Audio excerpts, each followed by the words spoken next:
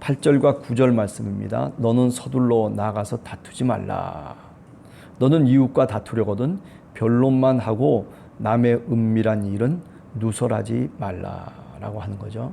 예. 성격이 급한 사람들이 있어요. 일상의 삶을 살아가면서 조금 더 지혜로운 사람은 성급한 마음을 갖고 자리에 들어가지 않는 것을 얘기하는 거죠. 서둘러 나가서 다투지 말라. 서두르면 항상 일이 그르치기가 쉽습니다.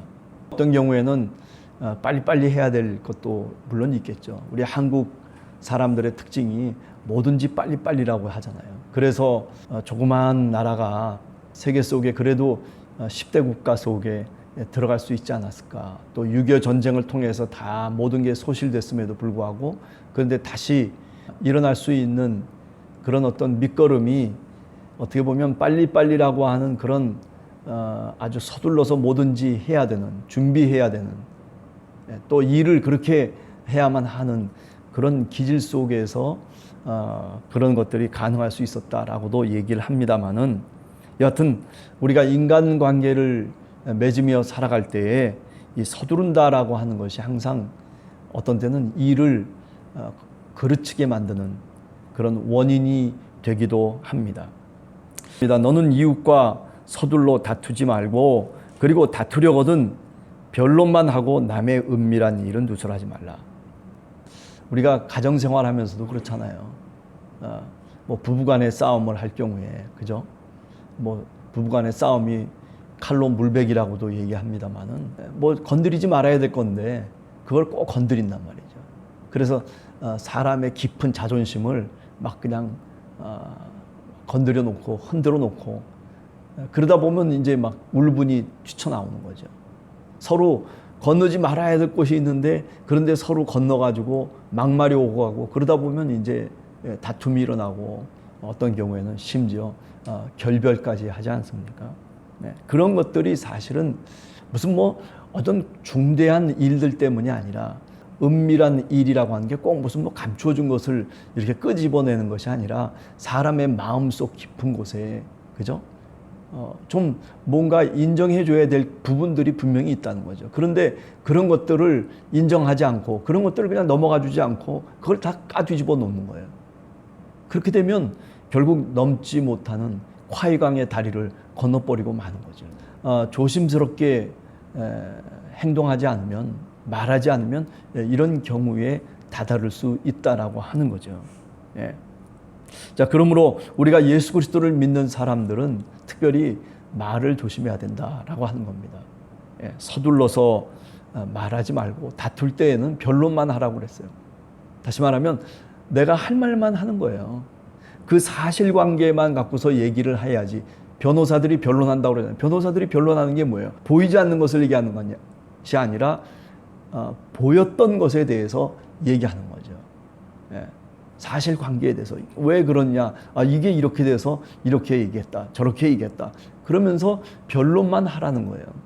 근데 거기에 뭐가 끼어드는 거예요? 감정이 끼어들고, 거기에 은밀한 그런 어떤 지금까지 숨겨두었던 어떤 무엇을 끄집어내 가지고 얘기하다가 갑자기 그 옛날로 돌아가 버리는 거죠. 별것 아닌 새우싸움에 고래등이 터지고 마는 거죠. 예. 따라서 우리 신앙인들은 조금 기분이 좀 상하고, 또 좀 말할 것이 많이 있어도 좀 참으면서, 여기 오늘 얘기한 것처럼 다투려거든 그저 사실관계만 갖고서 다투라라고 하는 거죠. 거기다가 감정을 싣고, 거기다가 옛날 이야기까지, 이 사건과 전혀 상관없는 무관한 사건의 이야기까지 다 끌고 들어와 가지고, 그래 가지고 일을 크게 만들어서 결국 힘들게 만들어가는 그런 경우들이 종종 우리 삶 속에 있게 되기 때문에 그렇습니다. 자, 그래서 얘기를 합니다. 11절에 보면 합당한 말을 하라는 거죠. 합당한 말. 예. 합당한 말이라고 하는 거는요, 다른 것 아니에요. 상대방의 이야기를 내가 들어야 되는 거예요. 예. 상대방이 뭐라고 얘기하든지 간에 한번 쭉 들어보는 거예요. 근데 듣기도 전에 말해버리고, 그죠? 말하기도 전에 감정을 표출해버리고, 감정을 표출하기도 전에 어떤 사람은 행동으로 나가는 사람들도 있죠. 그런 것들은 전혀 신앙인의 모습과는 괴리가 있다라고 그렇게 얘기 드릴 수 있습니다. 우리 예수님도 그런 말씀 많이 했잖아요. 일단 들을 귀 있는 자는 들을지어다 라고 하는 말씀처럼 우리가 들을 귀를 갖고 있어야 돼요. 들으려면 어떻게 해야 돼요? 내가 상대방의 입장에서 생각할 줄 알아야 되고 상대방의 입장을 한 번쯤 경청할 줄 알아야 된단 말이죠. 상담학에서의 기본도 뭐냐면은 듣는 것이 한 50%라는 거 아니에요. 들어주기만 해도 그것이 상담이 되고 그것이 문제 해결이 될 수 있다라고까지 이야기를 합니다. 무더위 속에서 우리가 살다 보면 짜증도 나고 피곤도 하고 그러다 보면 깨딱하면 말이 잘못 나갈 경우들이 있단 말이죠. 서둘러서 말을 함부로 해가지고 다툼을 야기시키는 그런 우리들의 삶이 되지 않기를 간절히 바랍니다. 자, 그 다음에 두 번째는 20절과 21절입니다. 마음이 상한 자에게 노래하는 것은 추운 날에 옷을 벗음과 같고 소다 위에 식초를 부은 것 같다. 사람이 곤란에 빠져 있어요. 그런데 나는 뭐 상관없으니까 그러니까 내가 노래하고 있는 거예요. 뭐 교회 공동체일 수도 있겠죠. 그리스도의 몸된 지체들로 말하자면 그리스도의 몸을 이루고 있는데 그런데 마음이 상한 자가 있단 말이죠. 그런데 나는 혼자서 좋다고 은혜 받았다고 노래하고 있단 말이죠. 그죠? 이게 뭐와 같으냐 하면은 추운 날에 옷을 벗으면 어떻게 되겠어요? 입고 있던 옷까지도 벗어버리면은 덜덜덜덜 떨 수밖에 없고 동상에 걸려서 그야말로 추위에 더 큰 어려움이 닥쳐오게 되는 거죠. 소다 위에 식초를 부으면 어떻게 되겠어요? 참 이 표현도 참 기가 막힌데 소다 위에다가 식초를 부어버리면 그냥 확 하고 일어나 버리죠. 사람이 어떤 때는요 눈치를 볼 때는 눈치를 봐야 돼요. 그게 뭐 자존심 상하는 게 아니고 상대방을 배려해 주는 거죠. 뭔가 근심에 쌓여 있어요. 그런데 그거는 전혀 생각지도 않고 딴 얘기부터 시작하는 거예요. 그 사람 귀에는 들리질 않아요. 우리가 인간관계를 맺으면서 살아갈 때 이런 경우들이 많이 있습니다. 우리 예수 그리스도를 믿는 사람들은 예수님의 마음이 다른 것 있겠어요? 제자들의 마음을 헤아리잖아요. 아직도 알지 못하느냐? 아직도 깨닫지 못했느냐? 예수님이 그 제자들을 그만큼 배려했다는 거예요. 상대방을 인정하면서 그들의 모습을 이해하면서 제자들과 함께 동행했다라고 하는 것이죠. 그러면서 더 얘기를 합니다. 상대를 배려해야 되는데 그런데 어느 정도까지냐? 21절에 보면 내 원수가 배고파 하거든 음식을 먹이고 목말라 하거든 물을 마시게 하라. 해야 될 일은 해야 된다는 거예요. 아유, 저놈의 원수 같은 인간. 그러면서도 우리가 부부 속에서 보면 가정생활 속에서 보면 저놈의 원수 같은 자식. 그러면서도 밥을 헤매기잖아요. 아무리 나쁜 놈이라도 공동체를 이루고 있으면 해줘야 될 것은 해줘야 되는 거예요. 내가 할 것은 하고 내가 할 것도 안 해버리는 거예요. 그냥 집어 팽개쳐 버리는 거죠. 그것은 어떻게 돼요? 그것은 더 깊은 골을 파게 되는 거예요. 그래서 꾸정물이 더 깊게 만드는 것과 사실은 같은 이치다라고 그렇게 말씀드릴 수가 있겠습니다.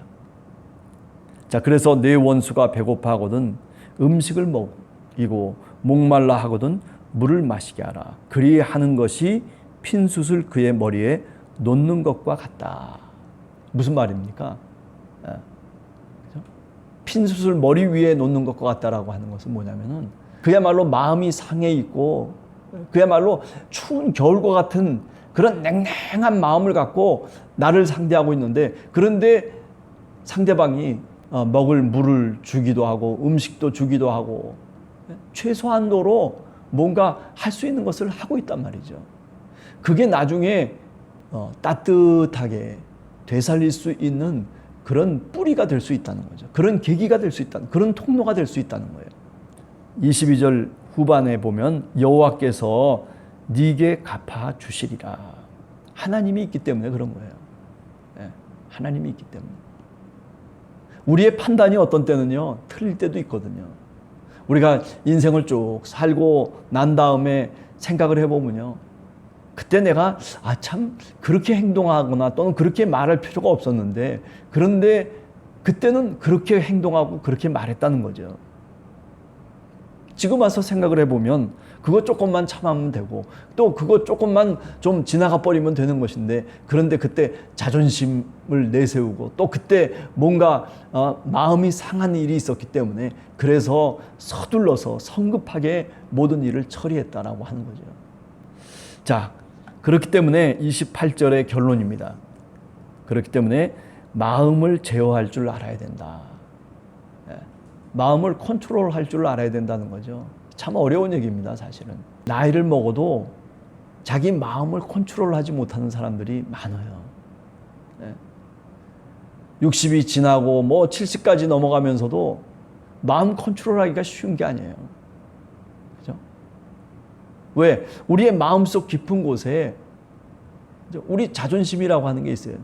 나는 이런 사람인데라고 하는 자기 자신의 어떤 자존감이 있거든요. 그런데 그것 때문에 자기 마음을 컨트롤을 못하는 거예요. 아니, 그것 때문에 사실은 컨트롤을 해야 되는데, 근데 그 반대로 마음을 제어하지 못하고, 그래서 결국 힘들어하는 경우들이 많이 있는 거죠. 근데 오늘 28절 제일 마지막에 보면 자기의 마음을 제어하지 아니하는 자는 성읍이 무너지고 성벽이 없는 것과 같다. 언제든지 마귀가 우리의 마음을 건드려가지고 그래가지고 우리의 마음을 뒤흔들고 무너뜨리는 그런 기회를 우리가 주어서는 안 되는 거죠. 그러기 위해서는 어떻게 해야 돼요? 신앙생활 하면서 우리의 마음을 잘 제어하고 또 우리의 마음을 하나님의 뜻에 맞게 사용할 수 있는 방법들을 우리가 찾아야 되고 또 그것을 위해서 기도해야 되는 거죠. 마음이 가난한 자는 복이 있나니 천국이 저희 것이다. 이렇게 말하고 있습니다. 마음이라고 하는 것으로부터 주님께서는 모든 것을 출발하고 있어요. 우리 한 사람 한 사람, 그래요. 우리 마음을 오늘 하루도 잘 컨트롤하고 우리의 마음을 상대방을 위해서 배려할 수 있는, 그죠? 그런 어떤 마음가짐을 갖고 오늘 하루도 살아간다면 우리가 훌륭한 신앙인이 될 수 있는 것이고 또 신앙인으로서의 삶을 우리가 살아갈 수 있을 거라고 생각됩니다. 오늘 하루도 주님과 함께 동행하면서 당한 말을 함으로 인해서 오히려 남들을 격려하고 위로할 수 있는 그런 우리 함께하는 교회 성도님들 다 되시기를 간절히 원합니다.